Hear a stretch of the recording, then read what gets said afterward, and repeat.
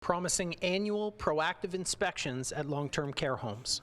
This is a change to our inspection regime that was recommended by the Long-Term Care Commission report. Minister Rod Phillips says 193 new inspectors will be hired, doubling the current 188, and some will have special training. People with investigative backgrounds, likely people with law enforcement backgrounds. The real issue is, what is it they're going to inspect for? Long-term care researcher Pat Armstrong says for the new inspections to make a difference, inspectors need to look deeper. We need to expand beyond the sort of easily measurable indicators, not just is there nutrition available, but are people eating it? Do they like the food? Is there any joy in the place? The government says for serious problems, inspectors will now have the power to lay provincial charges immediately, like inspectors in other ministries.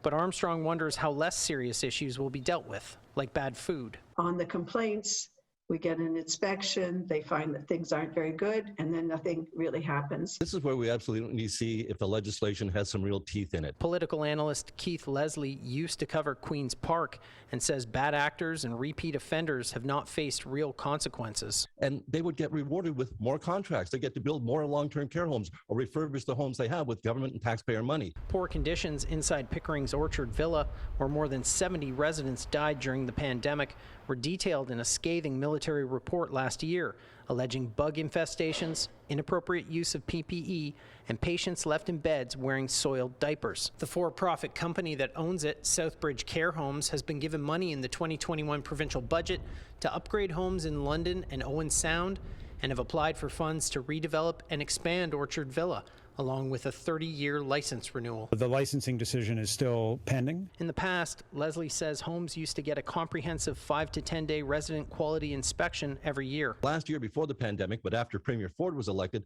a total of 7 homes got a resident quality inspection. Advantage Ontario, which represents more than 200 not-for-profit homes, supports punishing bad home operators immediately, but says the other homes should be given time to address the chronic staffing shortage and train people on the new regime. Once we get our sector stabilized with staffing, then we will be ready to handle more intensive inspections. Provincial data shows more than 3,800 long-term care residents died with COVID-19 during the pandemic.